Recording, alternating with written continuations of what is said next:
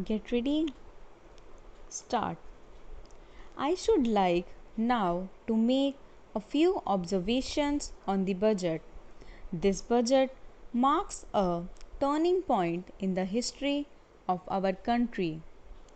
It is no use attempting, as some of my friends have done, either to deprecate the budget very strongly or to suggest that we are not witnessing a new revolution in our methods of fiscal training and technique.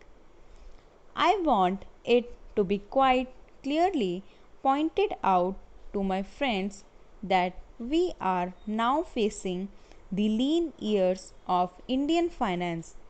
Hitherto, we had revenue surpluses which were a form of public saving and which were meant to be utilized for capital development.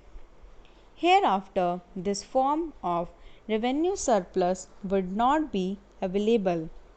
We have therefore to find out ways and means of implementing our great program of national reconstruction at minimum cost.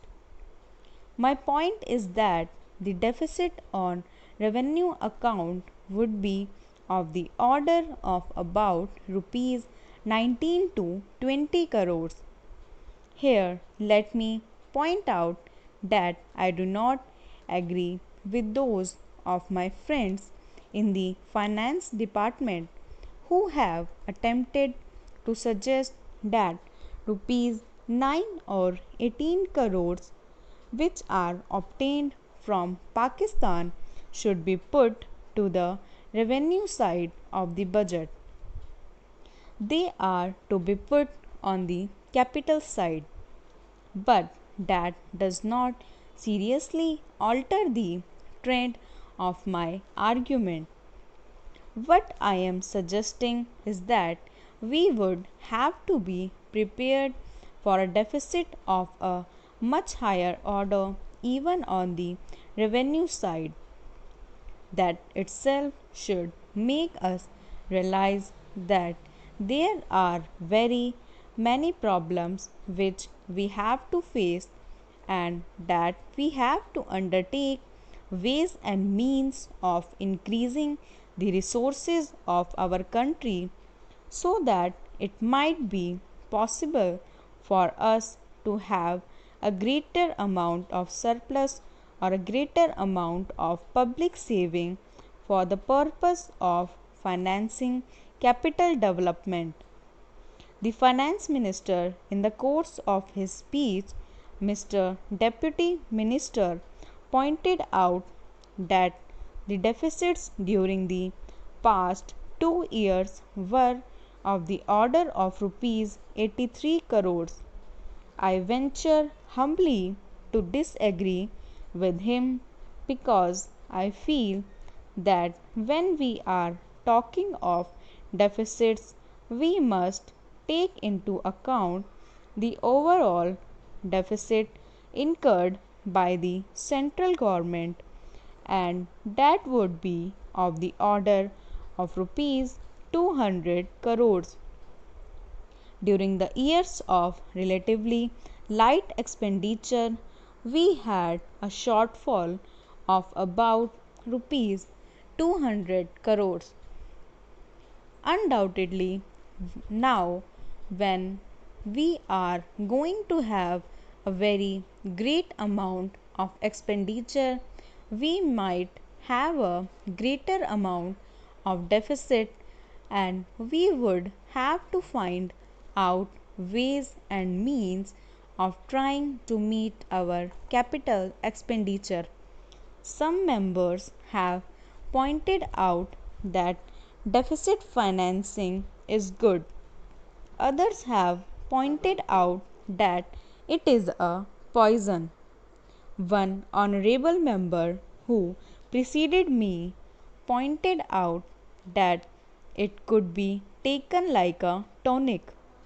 Now, I am not willing to enter into the merits of deficit financing or demerits of deficit financing in an academic spirit. The time has now come when we should face realities. I do suggest that we have to indulge in deficit financing because without indulging in deficit financing, it would not be possible for us to indulge in capital expenditure on such a large scale. But when we are talking of the scope of deficit financing, I would like to place before the House and the Finance Minister the two great limitations which face us. The first limitation that faces us is that concerning the internal price level. The Honorable the Finance Minister referred to the cost of living. He said that he was going to keep a watch over the cost of living so that it may not shoot up within a short period and make a mess of the plans of capital development.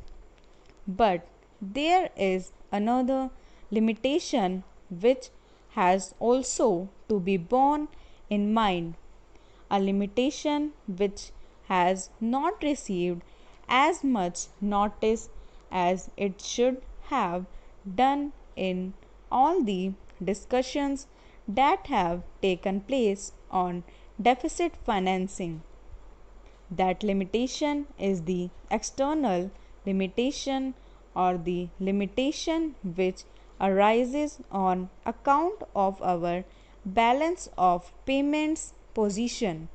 I think this is as important, Mr. Deputy Speaker, as the internal price level, and I should like to elaborate that particular point a bit more because I feel that a time will shortly arrive when we might have either to reconsider our policy or might even have to leave Sterling Club of which we are a member. The second serious limitation is as serious as the first. What would be the consequences of deficit financing on our balance of payments? The Finance Minister, in his budget speech, points out that so far as the balance of payments position is concerned, they have now, whether it is by accident or design, a favorable balance, and they have contributed about rupees 63 crores to the dollar pool during the past 6 months. But the moment we indulge in deficit financing, we have to be prepared for worsening of our balance of payments. Stop.